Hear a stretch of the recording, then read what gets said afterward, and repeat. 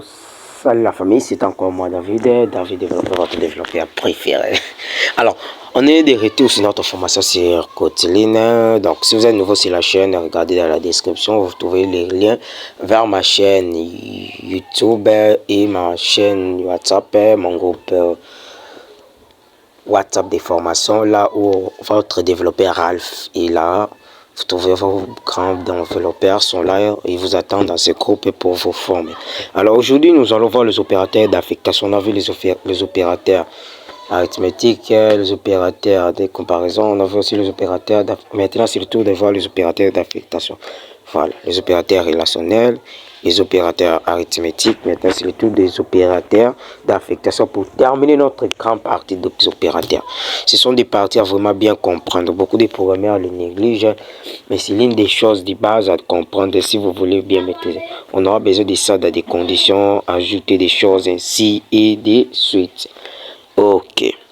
Alors, d'abord, on voit ici l'opérateur égal, celle qu'on utilise pour affecter les valeurs de nos variables. Alors, en tant que développeur, vous devez aussi avoir vos mots développeurs comme les médecins, leurs mots, les informaticiens dans les domaines, par exemple, des saisies, des textes, ils ont leurs mots. Et vous aussi dans le monde des développeurs, on va avoir nos mots comme ici. Lorsqu'on fait 10, donc lorsqu'on crée une variable, on donne le variable nom.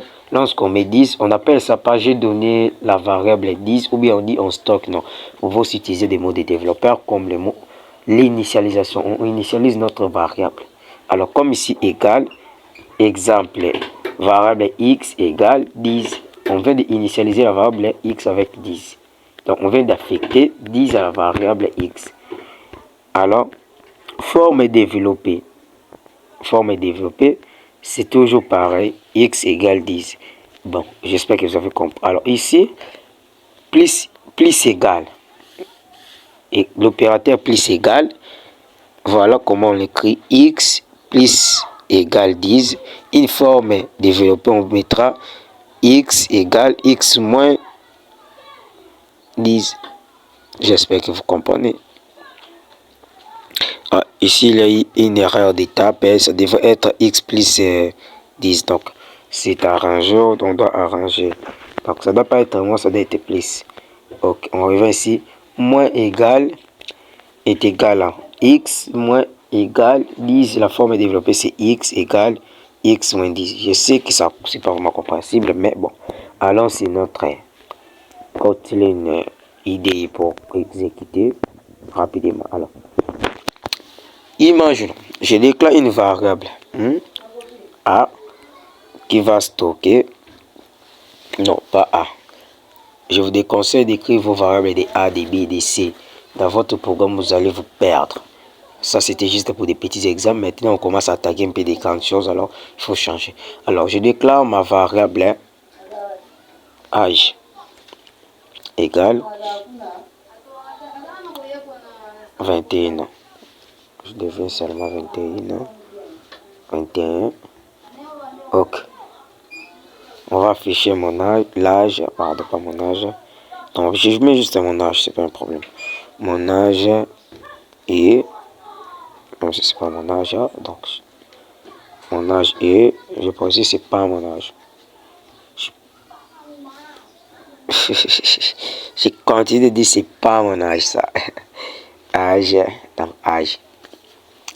Donc, bon, mon âge et âge. Lorsqu'on affiche, là, on a bien 21. Bon, tout le monde connaît ça.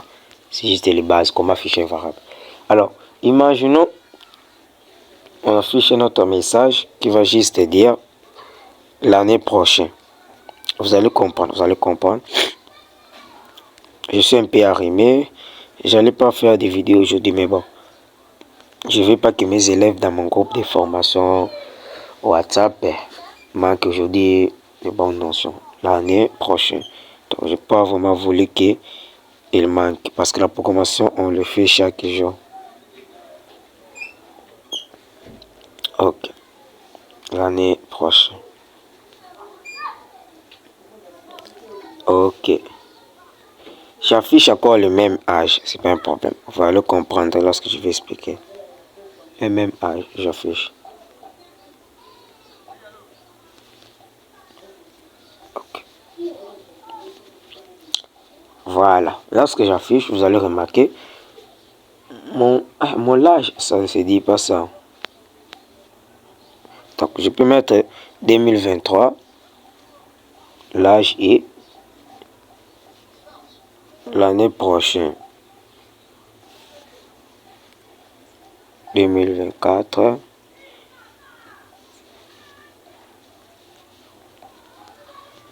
Mon âge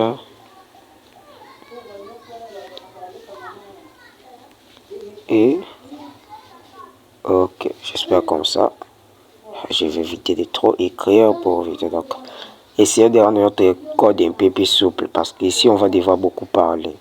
Donc je copie comme ça. Donc, comme je compile, vous voyez, 2023, l'âge est 21. L'année 2024, mon âge est 21. C'est pas normal.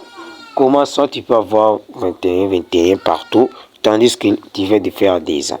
Donc, vous allez comprendre un peu.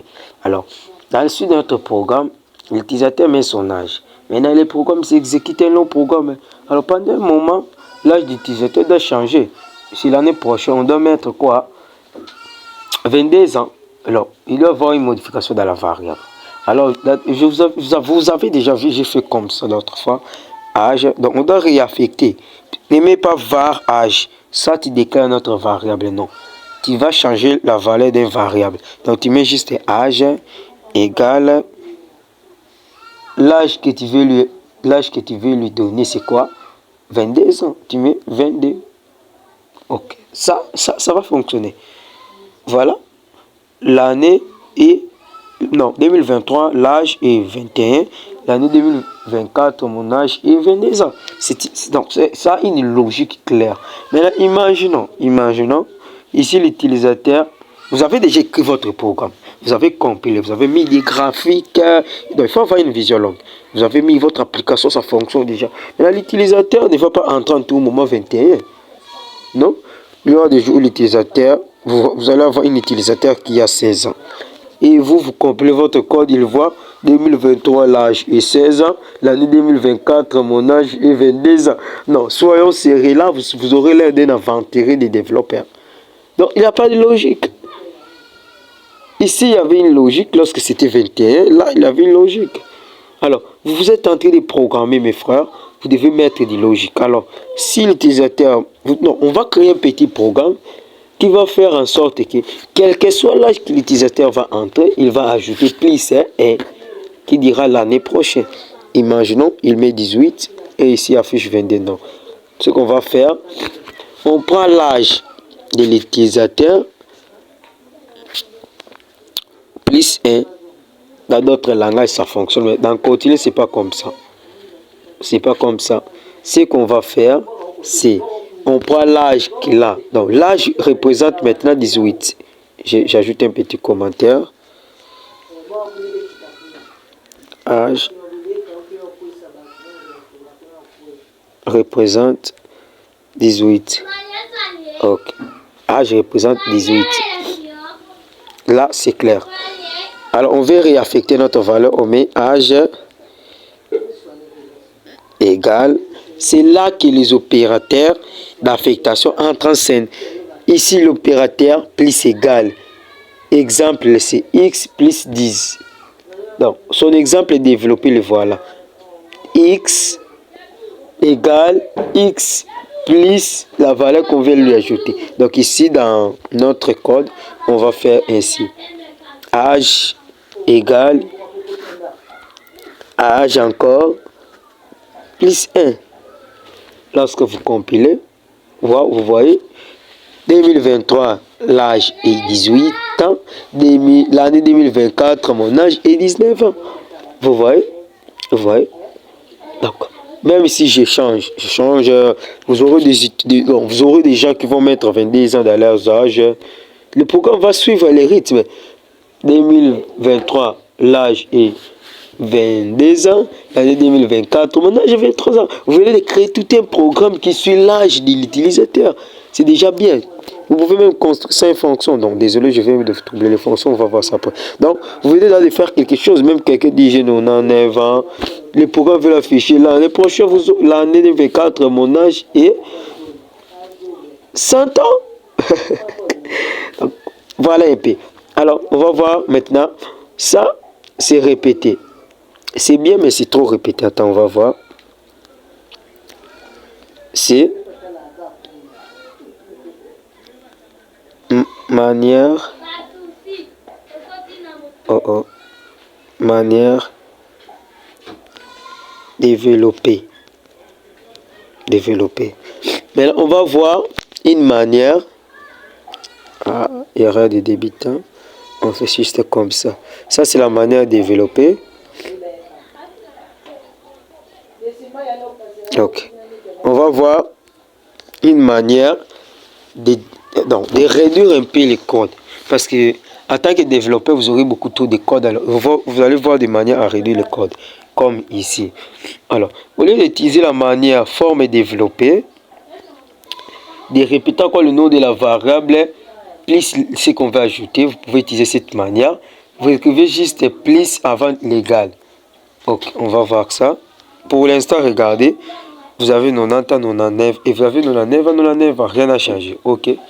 Ok. Je reviens ici.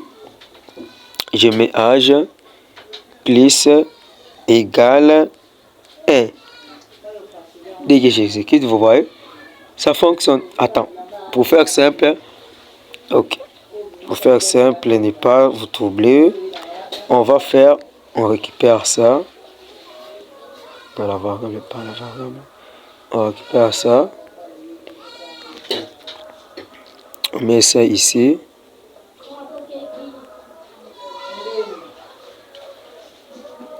Oh là là là là là là. Patientez un peu. Patientez un peu. On fait vite. Ok, on récupère ça. On le copie. On le met ici. On met un séparateur. On met un print. Print ln. On affiche nos barres de séparation. Ok, on fait comme ça. Et on récupère aussi ceci.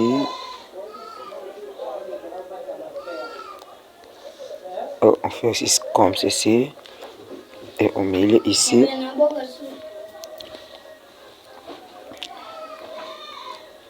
On fait la méthode simple. Ok.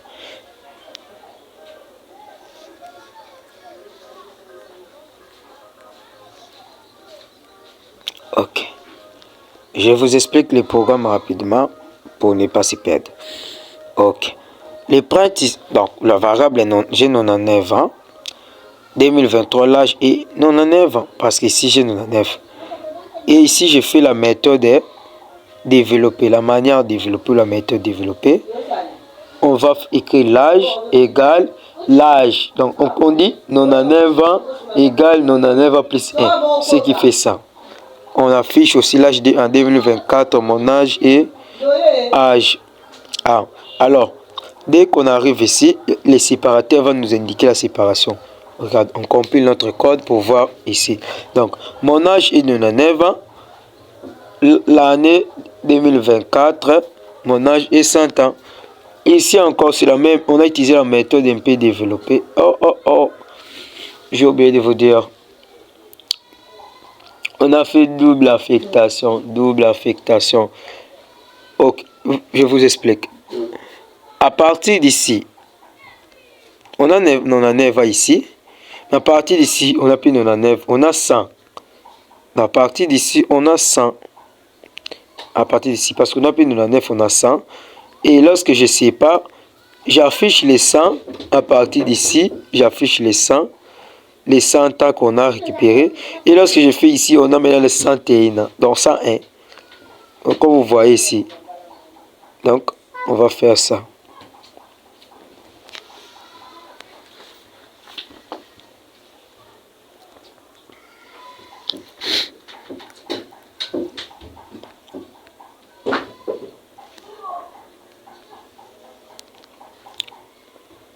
Ok. Oh là là là là.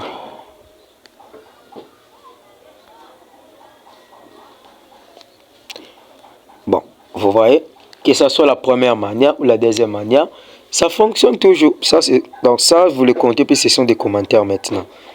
Voilà. Et la première méthode, la deuxième méthode, c'est à vous de voir laquelle vous allez utiliser.